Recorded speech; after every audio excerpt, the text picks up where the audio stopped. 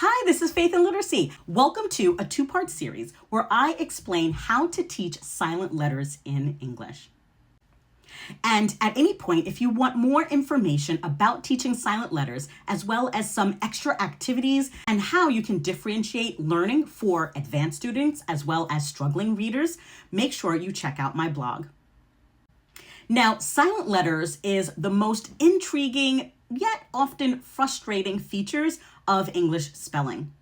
Words like knife, right, lamb, or night challenge learners because they contain letters that appear in writing but are not pronounced. For developing readers, especially young children, as well as English language learners, silent letters can create confusion in decoding, spelling, and pronunciation. However, silent letters are not random. They follow a recognized pattern rooted in history and structure of the English language. When taught systematically, silent letters become a powerful gateway for improving reading fluency, spelling accuracy, as well as vocabulary development. And in this two-part series, I'm going to talk to you more about what silent letters are and how they function, why they exist in English, some common spelling patterns, why mastering them is essential for literacy development, and of course, I'm going to give you some evidence-based strategies for teaching silent letters. So let's get started.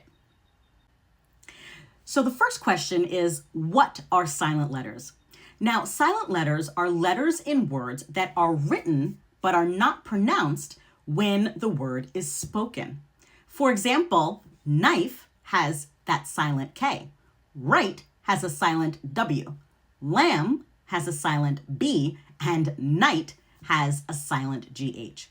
These letters still play an important role in spelling, meaning, and even sometimes pronunciation of the other letters in the word. Now, why do silent letters exist? Silent letters exist for several linguistic and historical reasons. For one, historical language changes. Many silent letters were once pronounced in earlier forms of English, but became silent over time as pronunciation started to evolve. For example, night, K-N-I-G-H-T, once pronounced that K and had that guttural G sound.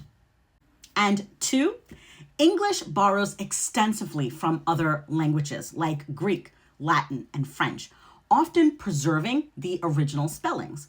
For example, psychology is Greek in origin and has that silent P, psyche meaning mind in Greek. So in the English word psychology, the P is still silent. Now, what are some common silent letter patterns?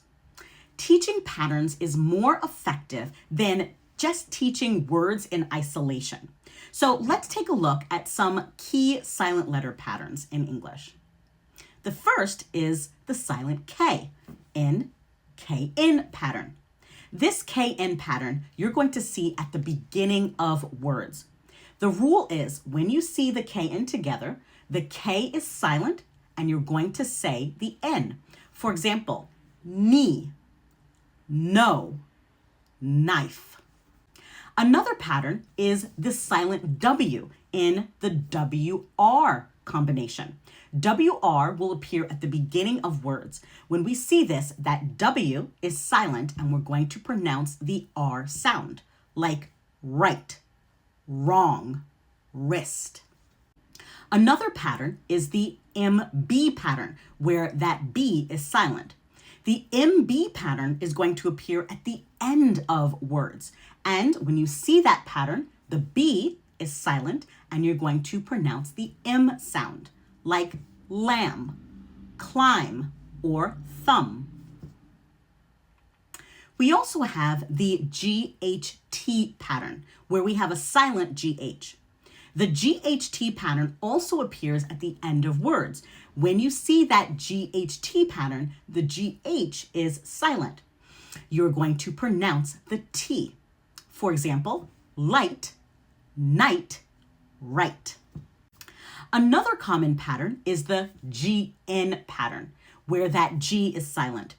The GN pattern is going to appear at the beginning of words. When you see that GN pattern, the G is silent and you're going to pronounce the N sound, like gnome or gnat.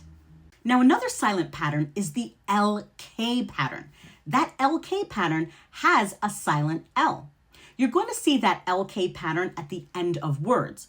When you see the LK pattern, that L is either going to be silent or barely heard, so it's very unstressed, like walk, talk, or chalk. And the last pattern is the STL pattern. So we have a 3-letter pattern here. The T is going to be silent in this pattern. When you see the STL together, the T is silent, like whistle.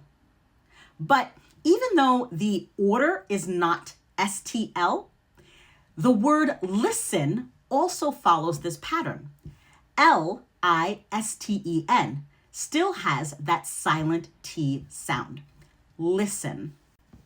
Now, stay tuned for part 2, where I will continue to talk about silent letter patterns in English. I will continue with explaining why silent letters matters in literacy development and some instructional strategies for teaching silent letters with some activities that you can do at home and in the classroom. I hope this was helpful. Make sure you like, share, and follow me. And of course, engage in that comment section. I'm Faith in Literacy, and I'll catch you later.